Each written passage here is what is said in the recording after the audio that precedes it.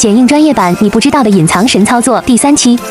智能剪口播，像这样的口播视频，可别再这么老实的一帧帧剪辑了，直接在剪映专业版右键素材找到智能剪口播，稍等片刻，它就能识别视频的完整口播文案，像 Word 文档一样列出来，选中任意文字就能实时看到对应画面，删掉任意的文案，也就能同步删掉对应的片段，更可以来到智能去水词，让 AI 把含有停顿、语气词和重复的地方都识别出来，就可以一键删除，快速完成粗剪了。2、字幕识别，这么长的视频手打字幕至少也得半小时起步，点击字幕，勾上智能划重点并开始识别，5分钟的视频10秒内就能把字幕识别出来，而且 AI 还能自动识别并标记重点词，字幕分区显示超级清晰，方便我们批量快速的去调整重点词和编辑字幕内容。字幕设计想得头疼，还不如先来字幕模板看看上千款热门字幕样式，一键批量套用，甚至可以在智能包装里选择包装风格，让剪映上字幕的同时，把音效、贴纸、动画都智能匹配上，完成度直接拉到90%。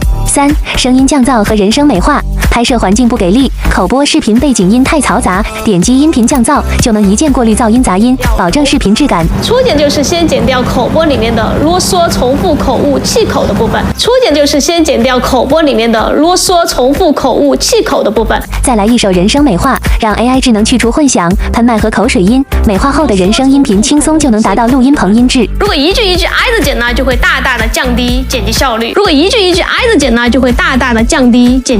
4、美颜美体，人像视频不高级、不清晰，脸部有瑕疵，把视频复制一层，来到美颜美体，这里可以分别调整皮肤、脸型、五官、美妆和身材。P 视频就像 P 图一样简单，根据自身情况，在这个万人用过的美颜通用模板基础上去做调整，谁用谁好看。最后关闭小眼睛，看看前后的对比，精致感是不是一下就上来了？还想学剪映专业版什么功能？评论区留言，下期告诉你。